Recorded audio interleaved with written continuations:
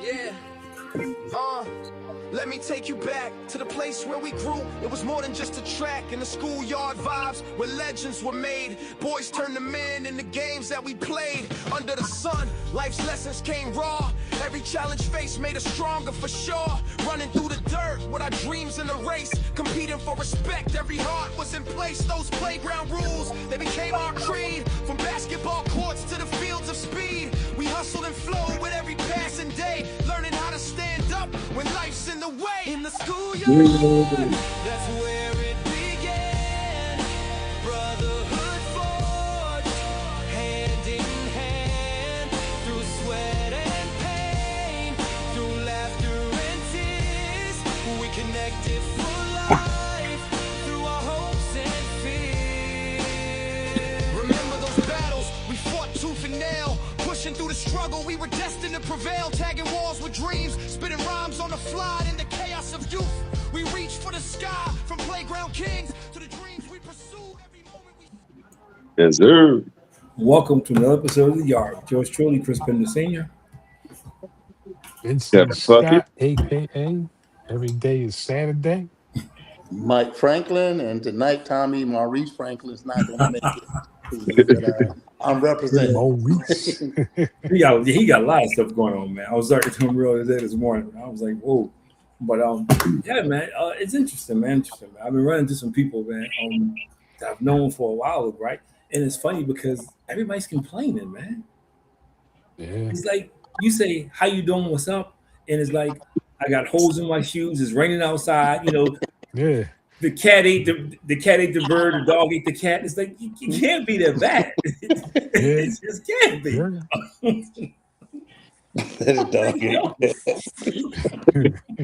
You're laughing, but it is. It's like say something good. Well, you know what? I'm laughing because you're right.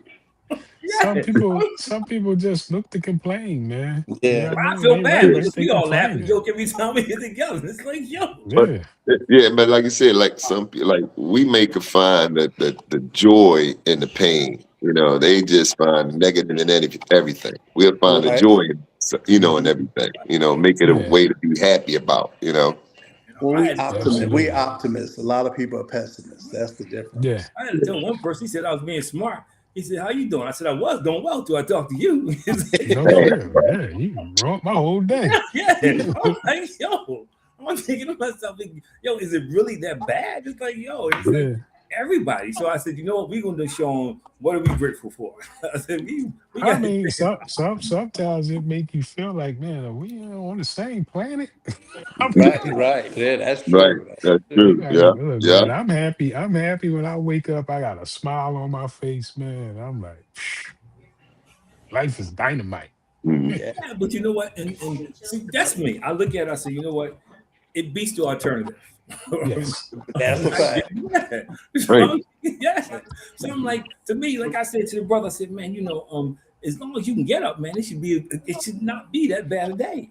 I mean, especially at our age, if you roll to the right, roll to the left, and something don't crack, bop, or snap, man, I'm good. Jump up, keep it moving. You're for a great day. Crack or pop. Yeah, because like y'all guys know when you get our age, man, stuff be hurt for no reason. Yeah, man, somebody you be like, damn, I didn't even know that could hurt. Right. What did I do yesterday that make this hurt? Yeah, I mean, I carried a bag upstairs. Yeah, but see, now I'm like you, though. I'm like, man, I start thinking like, yo, what?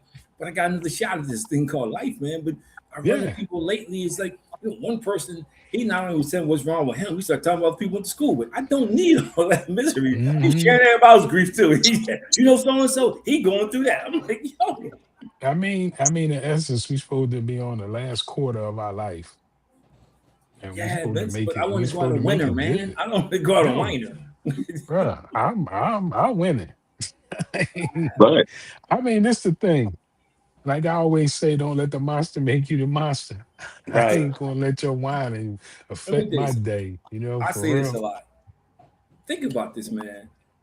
How many people we know didn't make it out our hood? That's true. Whole lot.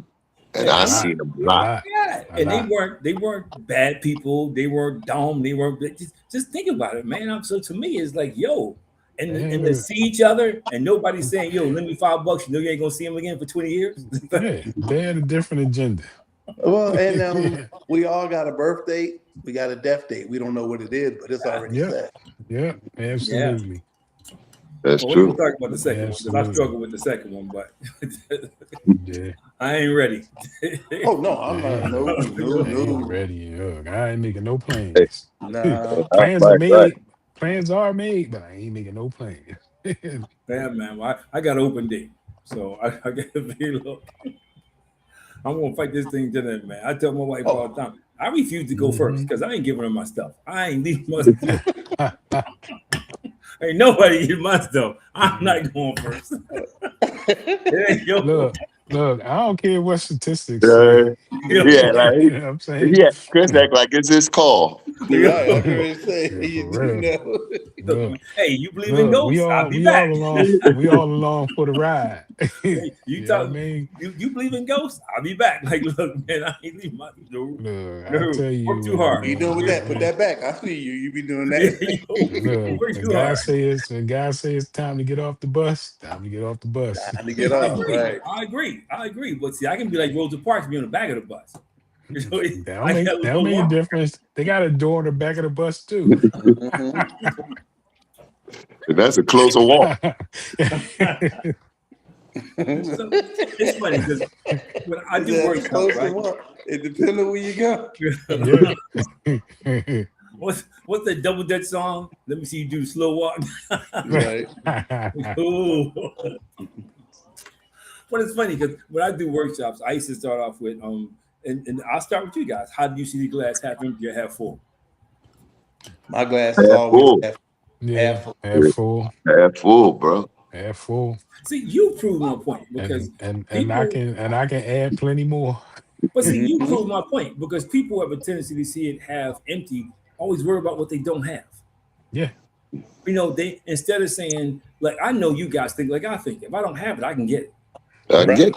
Right. Yeah. Yep. But there's Yep. so many people, man, who say half empty, man. Look, a half Well, full glass only mean that you got room to get more. y'all all knew Reggie, my brother Reggie. Mhm. Reggie Glass. I don't want to say Reggie. I remember when I was in the 7th grade, he was in the 8th grade. Right. And my dad said, y'all go to school together, you come home together. I'm standing outside and I see 2-9, I see the Valley, I see North Street starting to formulate on different corners. Come on, Reggie, come on, Reggie. So I go into school and I know his rockstar. I go to the 8th period class, he not there. I go all the way down, I find him in the 2nd period yelling at the teacher. I know I did better than that. I know. So I bust in the room. I know he passed that test. Reggie always studied. He read the dictionary, the encyclopedia. She said he got a 96. I punched Reggie in the head. Let's go. Because we got walked through gang war now over 4. Yeah. You know, 96. Yeah. So you got 24 out of 25 right. And you in there 30 minutes later still yelling at your teacher. But when Reggie passed, I remember he had open heart surgery, and the doctor said it was a 96.5% survival, people that make it. And all of us was up there because we was having the meet. Should he have the surgery? Should he not? I said, y'all, 96%, 96.5%. That's great odds. That's great odds. We all agreed. Reggie said, Yeah. Mike, can you stay here after everybody leave? I said, yeah, what's going on? Because he was living with me here. So I said, what's going on, Reg? He said, Mike, they say 96.5. What about that 3 point? I said, Reggie, please don't go to that surgery tomorrow worrying about that 3.5. Yeah. And I think he did. I really think he was more focused on the 3.5% that didn't survive because he never regained consciousness after that. But you know what, Mike? They basically got to restart your heart. Yeah. But it's funny, he wasn't like that. I remember when I said this at his funeral, I used to hate to see Reggie on the bus coming home, man. He's on the 8 bus because he said, hey, how's it going? I would say, man, it's a tough day. I got a lecture all the way home, but I had to be grateful I had a job. Yeah. He was that way for everybody else. But He had to be 100 or nothing. There was no, all the way home. Sit down. Let me tell you, he just go on. And I'm like, oh man, he was always so pleasant about it. Yeah. Too. Well, Yeah. I got a full scholarship to Villanova. You know why I didn't go to Villanova? Because Reggie was at Villanova. I So said, you went to hell Ohio no. State. I'm not. I remember we was in junior high school together. He would come to my class. Did Michael do his homework? What he? I read you first of all. Who are you? He questioning what I'm doing in my class. He was the family monitor. Right, Uh-huh. right. It was funny, Exactly. man. It was fun. But I will say this though, he was also grateful too. He was. Yes. We never ended the conversation. He would say, he would say stuff like out there, like Mr. Rogers kind of stuff. Mhm. You be getting off the bus, man. Well, you like a brother, like Red. They on the bus and heard that for the last 10 weeks. They knew. Hey, we did this so many times. But he would. He would say, and he didn't have a problem showing affection publicly. Mhm. Because I love you like a brother, and dudes be looking around like her. But he didn't. But Mike, he didn't care. He didn't. Right. Yeah. But you say this though. Now people complain about everything. Yeah. Yeah, they do. They It's do. like that. It's They like, you ask them how they doing. They complain do. about their wife. Then they complain about their kids. They complain about the dog. It's like every little thing, man. It's like, come on, man. So let me ask you a question then. What is something that you're most grateful for? Life. Yeah. Life. My family. Life. After Everybody wife, said my that at the kids. same yeah. time, right? You know what I mean? After being told by a doctor we all die from something, Mhm. definitely life.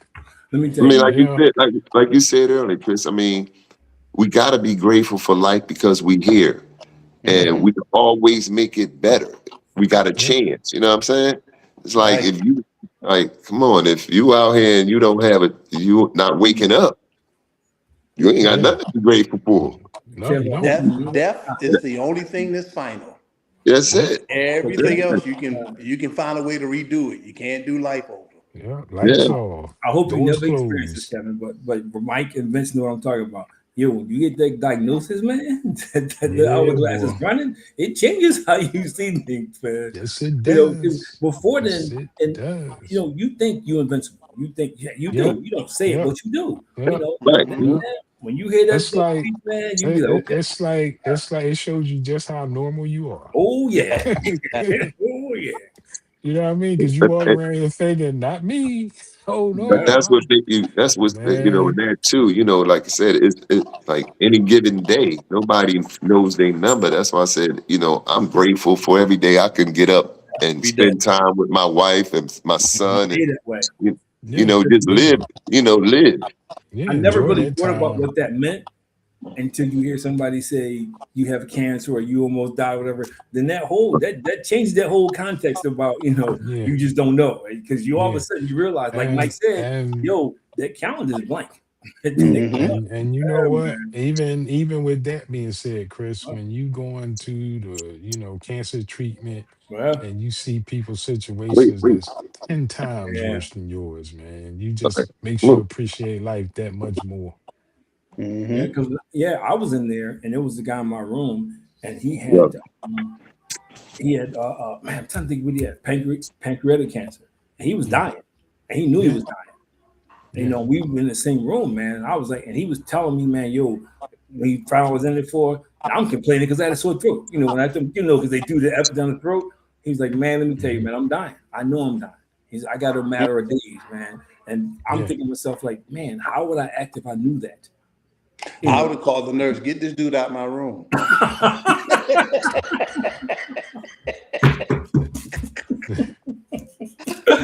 Mike, he gotta go. But you know what though, when He you counting when out you his when minutes. you Get him do out of here. when you do run into somebody that's going through something like that, man, you try to at least speak some faith or some hope into them. You know what I mean? I mean, I ran across people that Yeah, really down like that, and just try to speak life into them. Yeah, yeah. Encourage them to think positive. Yeah. You know? and I had a neighbor, Dana. I've known Dana for about 30 years, man. He was the first person that I met who knew he was going to die. And he was okay with it. Yeah, Yeah, man, that was amazing. We had been on vacation for 7 days. Our couples came back, Then in the vacation, he wasn't feeling well. Cut through the fat. Get home. He says, "Man, I'm not going to go out tomorrow. I'm gonna hang in there." I see him going out because I see my kitchen window. I call him up, joking with him. He's on his way to the hospital. He never came home. So he got better on a Wednesday. I never forget this. On a Wednesday, I was down there laughing and joking. The next day, on a ventilator, never woke up, man. But he told me, he says, "Chris, I'm ready." And I didn't know what he was talking about. I thought he was talking he's ready to the doctor. He's a young some man. people, you know, I've heard that before. Yeah. People say they ready, and I've heard that. I heard people say, "I'm tired." You go to visit them in yeah, the I hospital or heard that something, too. and they go, "I'm tired," and then a day or two later, they're not here no more. That was my dad, and he passed that night. And I remember Tommy and I were talking about it because Tommy was calling me almost every day when my dad was in hospice. And he was like, "Yo," I said, "Yeah, I just left him. You know, he said he's tired. He needs to get some rest." And then back up a little bit, this lady had called me about 10 minutes before Tommy did and said that your dad is going to pass tonight. And I thought she was crazy. Yeah, I thought she was nuts. I said, "Well, what the heck is wrong with you?" Yeah. She said, "I'm telling you, you know," and I called back to the hospital, like, "Who was this lady?" Sure enough, he did. He did. Well, y'all knew Dave, my mom's friend. Yeah. When Dave passed, his brother came up to the hospital. "Why y'all? You know he's gonna die." I said, "Not before you." And my mom, "Mike," I said, "Mom, ain't gonna come in here with that kind of smack. You know, you crying, you upset. He come in here talking about why you upset. You know he's gonna die." And I was like, "Not before you." And he lucky my mom was in the room because Dave died the next day. He was gonna die that same day. But this goes back to what I said. Miserable people try to make other people miserable. They do. And people, I say this all the time, and sometimes it's kind of funny because upstairs with my wife. She can hear me, so I got to say it kind of low because I'm upstairs today, right? I think sometimes she'll look at me and say, "He's been too happy too long." Well, I got to do something. Carol said the one thing she hated about me, she said, "I'm too nice." I don't think it's impossible to be too nice. Yeah. You they do on the street. People think that way. Because I'm like you, man. I think about how we grew up, and I think about how we all ended up. You know, this story could have went so different for all of us. Yes, it could. That's good. And it could. Yeah. And one trip outside at the wrong time could have went totally different. Right. That's fact. But we've all had opportunities to make bad choices too. Yes, we have. We all had opportunities to make bad choices, and I think some of us have made bad choices and survived it and learned from it. Yeah. Learn to persevere. Yeah. And I guess that's why I have such a strong sense of gratitude because, you know, like I literally almost brag about y'all because most people now, you know, don't have friends past years. You know, I'm talking about a couple of years. You said bad choices. We don't make bad choices. We learn from experience. That's the difference. A lot of people, they dwell on that bad choice. I never call it a bad choice, and I've done things that I'm not proud of or whatever, but I learned from it. And look, I've talked to people. I've talked to people that have made choices that I was getting ready to make and learned from it. Or you see other people do things, you go, "No, I'm not going on that road." We've all been in a situation where we could have made a bad choice. Yeah, we didn't, but we had the opportunity. And I think, you know, and I'm grateful for that too, man. I'm grateful that, you know, we had each other to make sure we didn't do anything stupid. Because some people, there's a guy I ran into, I'm not gonna say his name because I know you know him, Mike. Well, Mike, look at Mike smile. I'll say his name. No, live on Tumby Avenue. Say Mike. He lived on Tumby Avenue, man, and he wanted so much to be a hood. He just wanted to be a thug so bad, man. He really did. He just constantly made bad choices, and I ran into him. And one of the things he said to me that blew me away, and Tommy said the same thing now, that he wished he would have made the choices we made. Yeah, you know, he wished he would have, because he was good in sports. He wished he would have did what we did as opposed to trying to be nothing was stopping him.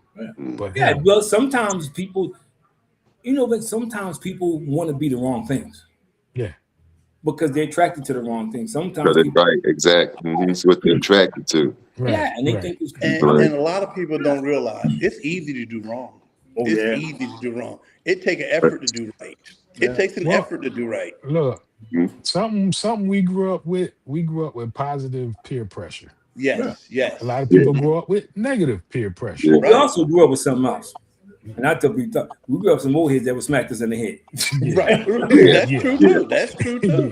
They wasn't afraid. They wasn't afraid to lay hands on you. Straight right out. That village to raise up take a village to raise it. But And see we were the last generation to come up with that. And the thing is, when that happens, we didn't run home and tell our parents. Oh no, you get in No, we trouble just again. took it on the chin. You're gonna get hit again. You know what? I was going to say, we right. did. Right. Yeah, he's right. So, who do you think had the most positive impact on how you see life now? Ooh. My mom and dad. Yeah. Well, that's an easy one because they the first ones. Yeah, but I think about a lot of stuff my dad told me cool and fool have a lot more common than rhyming words. And he broke it down to me. And then when I see it, I go, wow, right. And my dad died when I was 13. So, but he still had a lasting impression on me. He talked to us all the time and I listened. So I talked to my siblings now, they say he was long-winded. But I listened to what he was saying. Because a lot of time it was directed towards me because I was the one doing everything. Yeah. Right. Mike was going to test the waters. Yeah, but I mean, it's funny because I say that because some people don't have that person. You know what I mean? Right. They when you ask them, they were like, well, nobody, or they don't have that person. For me, it was multifaceted. It was definitely my mom and dad. My mom and dad did not play.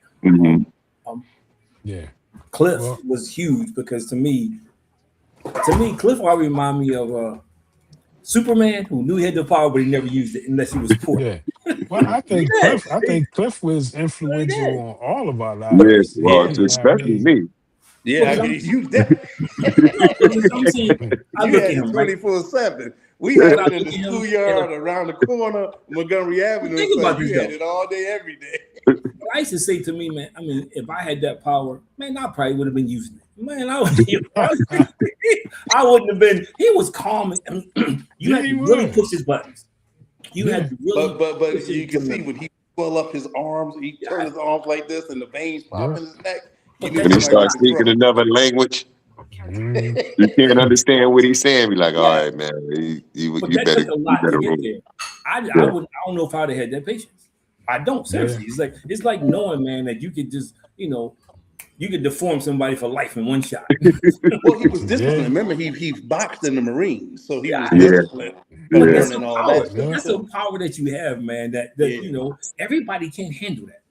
That's true. I didn't say with great power comes great responsibility. But he wasn't that fortunate because there were people who thought they had the power and found out the hard way. And then they ran into the real Superman. So, but I said, but that was always amazing to me because and then to watch it, like he was one way with us, another way with everybody else, and I thought that was he was real patient with us. He was part of our village. Yeah, really. You know what I'm saying? I mean, he played ball. He ain't do too much of that football. He was the one that kept you in line. And he didn't have to say. Sometimes he just look at you. You knew. But him and Todd Ford was so opposite, and they were like best buds. If you think you don't see that a lot. It's like David and Goliath hanging out together. Well, I told y'all, I remember I was in the schoolyard, I was 11 years old, and Rab came around. That was one of the first times Rab came around. And I hit him, and he fell. He jumped up, and he wanted to fight. So I'm like, all right. And Little came over. You're not fighting him? Why are you worried about him? Because I said you ain't fighting him.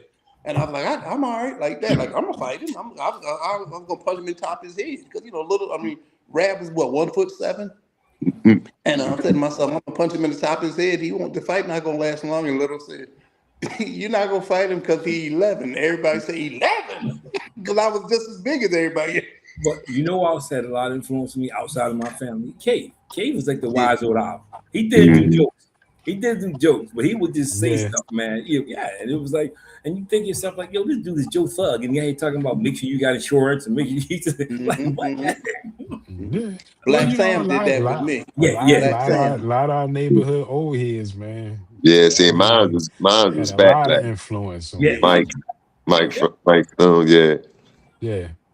You know, man, he let me hang with him and everything. You know, Right. especially when he had that Cadillac Seville. Yeah, Yeah, yeah. yeah. Man, shoot, he couldn't tell me nothing when I was sitting in that joint. He was driving around the park with me. Yeah. I was like the president. Waving at everybody. You know what I mean? But I think So, because of that environment, I mean, at that time we didn't know we had, but as we get older, especially now looking back, it was a cherished time, man. It was that time, man, where we had a lot of positive influence that we didn't even pay attention to each other, for instance. Right. mhm. Yeah. You know, we pushed each other to be the best version of ourselves. There was no jealousy, it was no craziness. We just, and that had a lot to do with it, man. So let me ask you a question. What do you think what is something that you really grateful that you survived that could have took you in a totally different direction? Mm. Oh, I remember when my lower intestines ruptured. Mm. And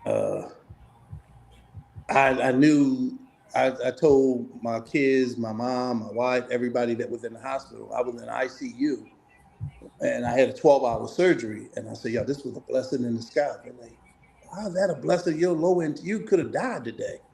We were moving out of my house, and the first house I had built into this one. We were supposed to put stuff in storage that day. And I know me, I'd have been coming down the steps with a refrigerator or Wow. a back of a couch or something, walking down the steps backwards. And then the doctor said if I don't lift anything 3 pounds or heavier, all my intestines would have ruptured. So I looked at that as, wow, this is a Yeah, blessing in that disguise. would have been curtains. Yeah, right. And everybody would have said he died because the refrigerator or the couch, the dresser fell on.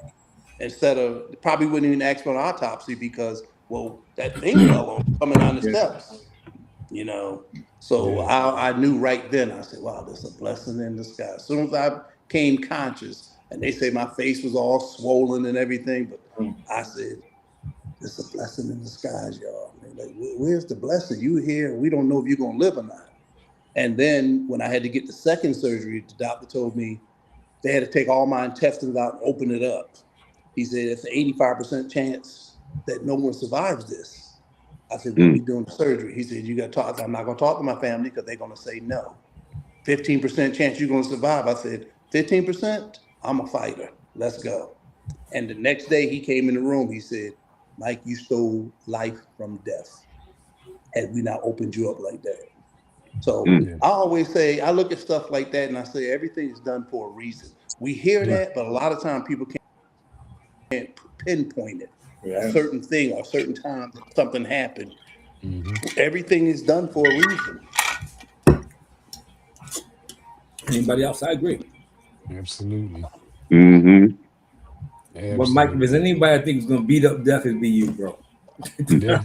Yeah, yeah. It would But definitely you be know you. and It I would believe definitely be that. you. Yeah. But I mean, No hesitation. anytime you get, something like that happens, you know, it makes you, really that much more appreciative that you here to talk about it Yeah. Mhm. instead of somebody Right, else right, talking about it, what happened to you, right. you know?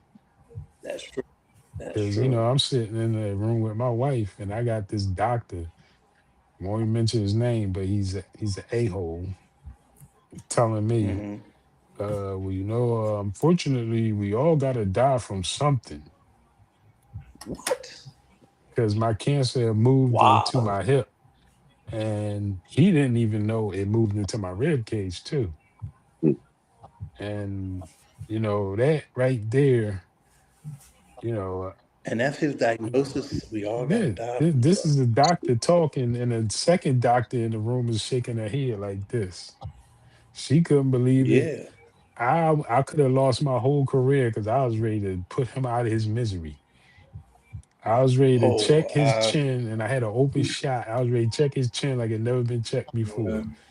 And y'all better than me because that would have been on the news. Mm. well, Mhm. I would have fortunately, been. fortunately for my wife, she went and did some research, and I ended up at University of Pennsylvania. And after talking Yeah. to my oncologist there, it's like I was talking to a 3-year-old. Wow. Yeah, Yeah. Wow. I mean that statement will always stick with me. But at that point, it was my job to prove his asshole wrong. Excuse the language. I'm sorry. Yeah, and you took the right Yeah. way to go about it. That's right, because I know I'd have been in jail with cancer. Look, Because I just had to write my doctor, like I wrote like 7 paragraphs to her because she was doing like my aftercare from this situation, and they still had him as part of my care team on my file. And I seen that her email went to him. Man, I called her and I didn't lay her out because she didn't know. But I talked to my right, palliative nurse and she instantly took him off.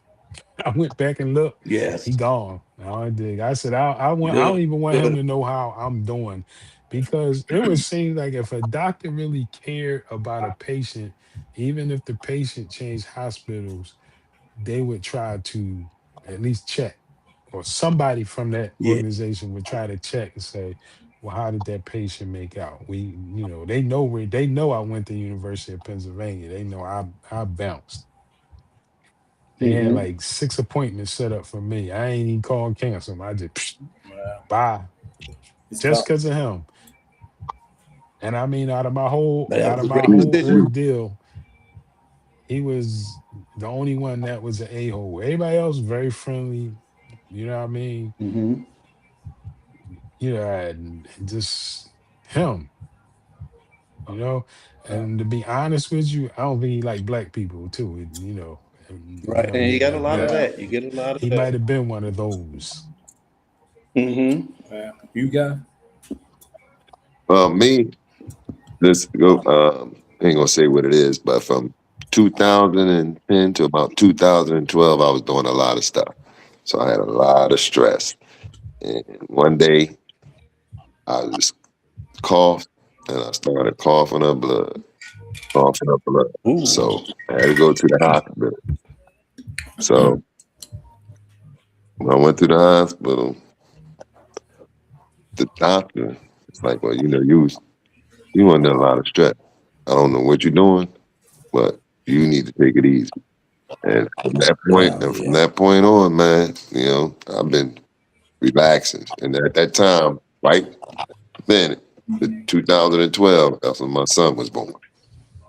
Okay. Oh, nice. You know Okay. what I mean? So I've been like, and that was like, that's the only way, I guess. I'm glad that happened, because I probably wouldn't stop. Yeah. Right. I mean, yeah, mine is a combination of stupidity and just I was in DC. I got there on Monday. My workshop was Wednesday. So I go out to dinner, come back Monday night, and I start bleeding. Bad. Every time, I'm bleeding, I'm like, I'll be good, Tuesday, Wednesday. So it's like, yo. So I come, Damn. my wife said, you got to call the doctor. So I called the doctor, and the doctor said, you need to go to emergency or, right away. So I said, well, I'm in DC. I got to finish this workshop. So I come home, um, still don't go to the doctor. That Thursday, I go to work, right? So that Thursday, I go to work.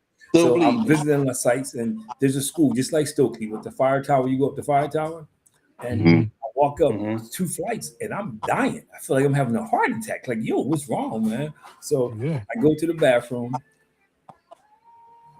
I passed out. So and I look 2 minutes later. I look at my watch. I wake up. I'm in a pool of blood. So now I'm gonna drive myself home. I'm walking to the fire tower. Right.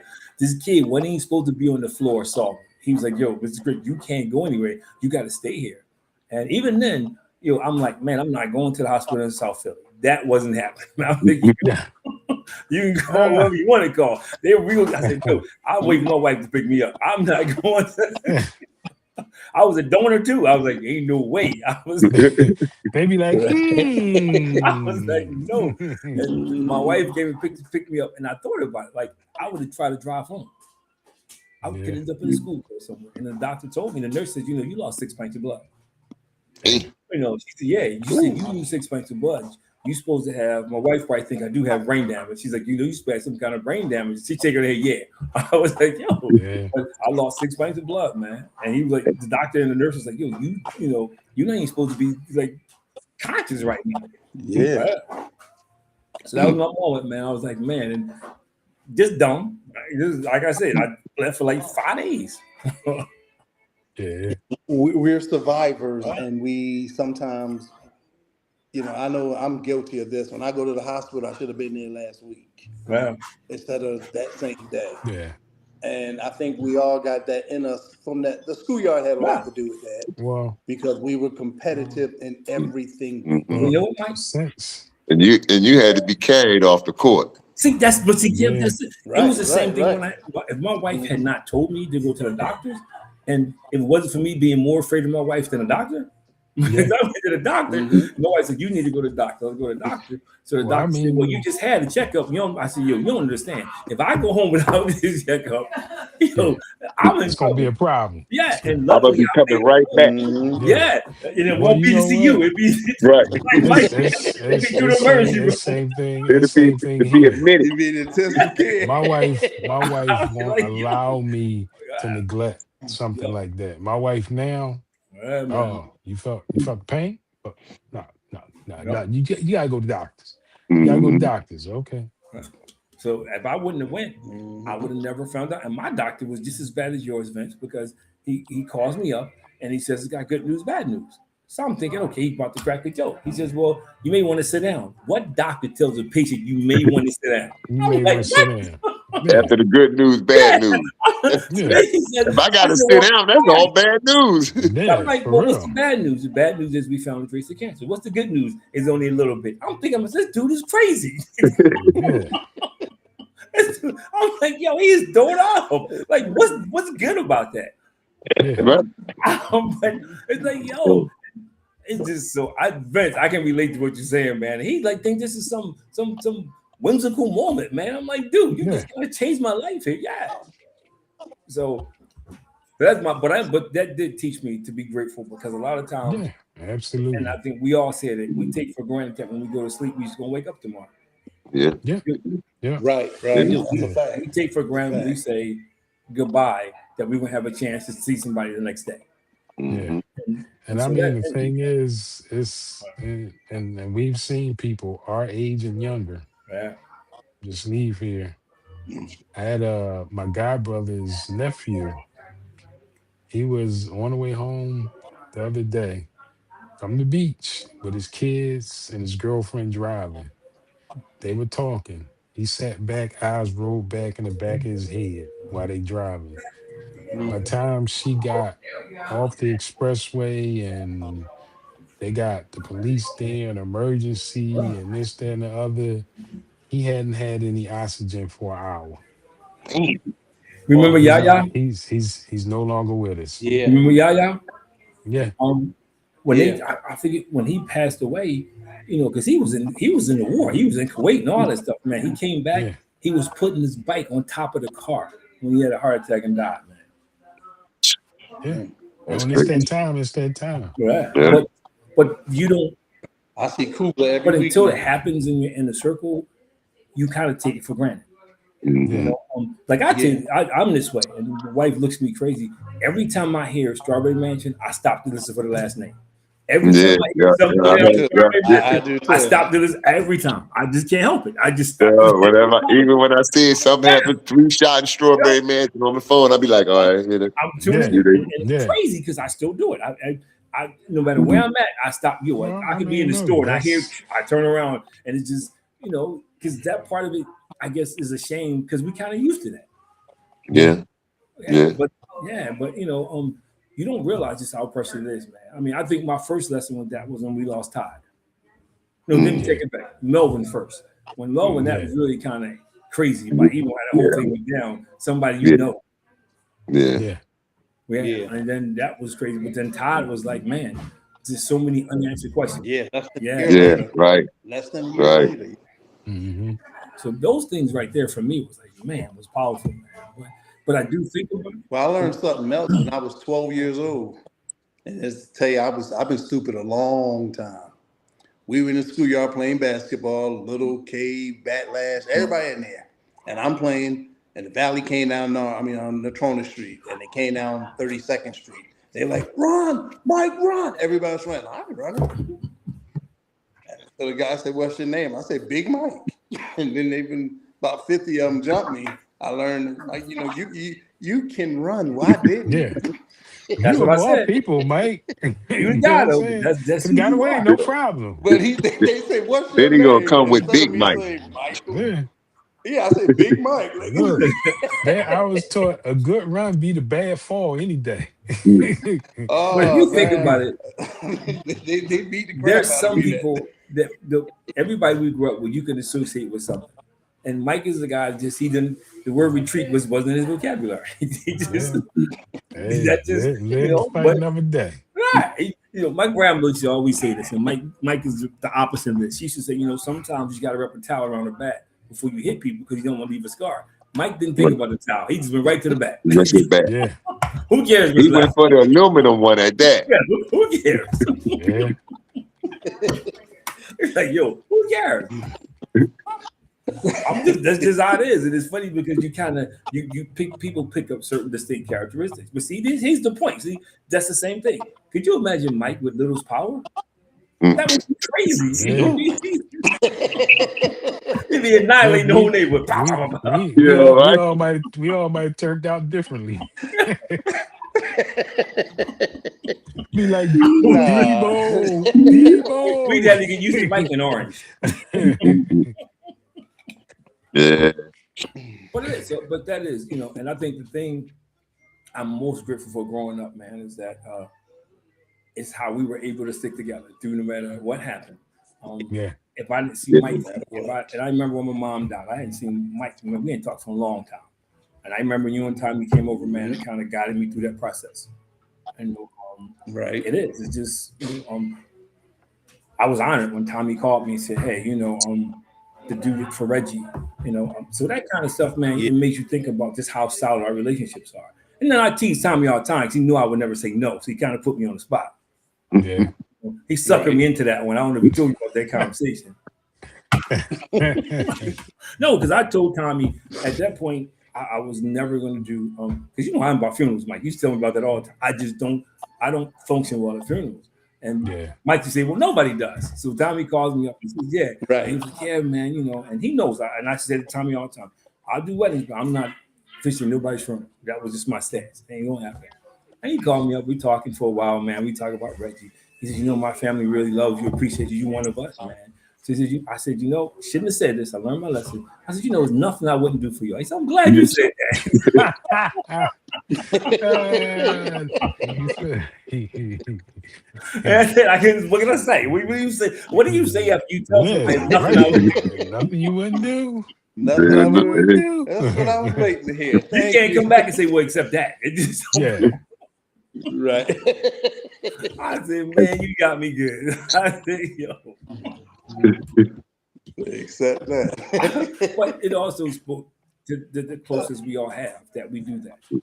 Like when Kevin's mom died, everybody showed up. Nobody had been in touch for a long time, man. I mean, everybody just showed up. It was years. I think that thing right there, man. And even when Little died, how people just showed up and it just kind of because typically in that situation, people lose touch.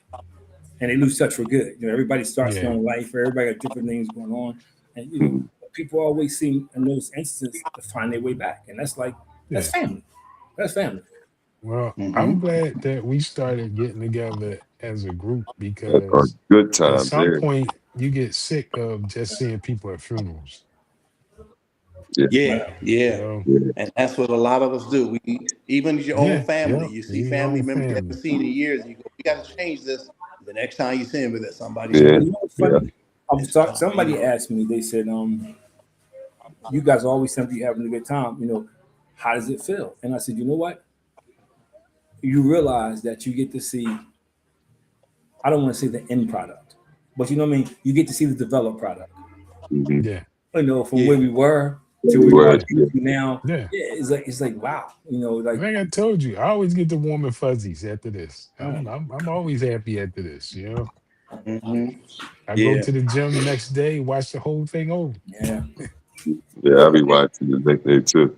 But there's not many stories where you sit back and say, man, you got to see, like, you remember winning is a good thing, but you see how everybody got to this point. Mm-hmm. You know, it's like, wow, man. You know, I remember when Kevin was booming, running around the schoolyard, man. Yeah. You do. You just remember those times. You know, remember the time you were almost fighting about a stupid football game. You know, You didn't tag me. Yeah. Boom. Did I tag you this man, time? I just remember those things, man. And then you think about it like, wow, how we were able to turn that into where we are now. And there's not a whole lot of people can say it. Like I run into people, I'm not gonna say names, who maybe played two boys in our neighborhood, but we knew, and the story turned out so well. Yeah. You know, and so I just think for me I'm very grateful for those experiences, man. I think I say this all the time. Everything, the character, the resilience came from that schoolyard. It came from the friendship. Yeah. And It definitely molds us. It molds us in a good way. Yeah. And we took that and we still live by that mantra. We're gonna do what we think is right. We're gonna do it to the best of our ability. And that's what we did in that schoolyard every single day. Nobody didn't have to tell you to hustle or run hard, do whatever we were doing. We did it just naturally. And it wasn't a competition. It was just that, okay, you doing it, I'm doing it. And we like on the bottom it says lifelong friends, brothers for life. We had that at 5 to 10 years old when we started coming in that schoolyard, You know, and it never changed. I don't know how you guys feel, but every time I'm asked, is there anything you would have changed about your childhood growing up in North Philly? I'm like, no. I No. enjoyed my childhood. Always say No. no. I Always really, say I no. really Always enjoyed say my no. childhood. I think I had a great Yeah, childhood. exactly. And Chris, check this out. It brings us back to the first part of your question when you asked us about the glass being half empty, half full. The half full came from the schoolyard. yeah. Now to fill the glass up is our legacy passed down to our kids and how they move through life. Yeah. Yeah. I mean, I'm not gonna say it's regret, but there's one thing I would have changed. That period where I played up in West Wayne, that stretch right there, yeah, that was, you know, that period was different. I think it helped shape who I am. But sometimes you say, man, you know, can you imagine some of the other things that could have happened? Like when Tommy talked about if I'd have went to Franklin. You know what I mean? We talk about those things like that, man. Yeah, so it's interesting, man. But I have no regrets with it. I think everything that happened for a reason. Mm-hmm. I reminisce on things like that. I said, man, if I'd have went to Franklin instead of staying at Mansion, who knows what will, I could have been even a much better athlete. Even though I went to college on track athlete on scholarship, I could have went baseball, football, and track. But like we said earlier, there's a plan. Yeah. There's a plan that we Because still playing, like I said, if I would have stayed at Parkway Alpha, like I could have been an All-American there, or you know what I mean. But I wanted to go to Franklin and play over there, get over Franklin, end up getting a work roster, never play basketball. Yeah. But been working ever since. My mom wanted. I don't regret it. My mom wanted me to go to Roman Catholic. Yeah. I told her absolutely not. Marvin Harrison and them guys, man. Yeah. Absolutely That was when you racing the horse and not Marvin Harrison. See you. Well, I'm glad you stayed at Mansion 1 year with me. I'm glad. But you know, I mean, I do. I think about it. I think about, but then when you flip it around, I don't know many people who can say they have a lifelong friendship from kindergarten to first grade. Right. I don't know. Like it's funny because I don't know if Kev remember this. Kev was playing the basketball league at Finley, and him and Rodney, and I just happened to be up with my daughter, and they were about to forfeit. And Georgia, the other team I played with all the time in the bike league. So Kev was like, "Yo, because I had to go home and come back," and they were pissed off because Kevin would have forfeited. And I played, and then it made it worse. We ended up bouncing them out the playoffs. And I was like, "Nah, you don't understand. I knew them dudes since forever. I know you for a couple of years, but I knew them dudes, man. We talking about teenagers. And they. Well, Kevin came in the schoolyard. He was like 3-4 years old. People don't get so we knew him since. People don't. I knew Vince, you were 5. Chris, you were 6 when I met y'all. You know, Kevin, you wasn't even born yet. I mean, People who don't have those relationships, They was working on it. right? They Yeah. could never figure out. right. They could never figure out why I chose them over them, and they didn't, because people don't have relationships that last that long. And we had Right. a working relationship. We played the league together, but I'm looking at Kevin and Rod. You ain't seen, but we forever. Mhm. It's kind of like the unwritten rule. You know what I mean? Like you don't do certain things, like the man code. And they You don't George, go right. every time I see George, he says something about that. Man, you know, but that's just the story we were, man. And I think it turned out pretty good, man. I did. Yeah. But all right, man, we shot through another hour, man. Yeah. Yo, man. Time flies when you having fun. You know what I mean? Oh yeah. Yeah. Always. All we did today was just Yeah. I gotta reminisce. get off now and do my honey-do list, man, because I get ready for this wedding on Friday, man. So Yeah. All right. Yeah, congratulations. Yes, Your son getting married, right? Uh-huh. all right, man. But yo, love you guys, man. And until we meet You again, too, man. bro. Y'all back, Yeah. brothers. And we'll Yeah. see. Peace. Yes, sir. We'll see. Absolutely. We gotta see if we See can y'all get next to join Much us. love. We Yeah. gotta see if we can find a guest to join us, man. Break it up. Absolutely. Yeah. Yes, like I said, I talked to Ike. When we gonna get together, like hang out one Yeah, I day? talked to Ike. I thought Ike was gonna show up. He was all Let's shoot for next enthused month. about it. Let's see if we can do something in July. Because I'm June Yeah. is done for me. June is done. Okay. Life's lessons came Right, wrong. right. Every challenge All right, faced man. made us stronger Yeah. for sure. Running through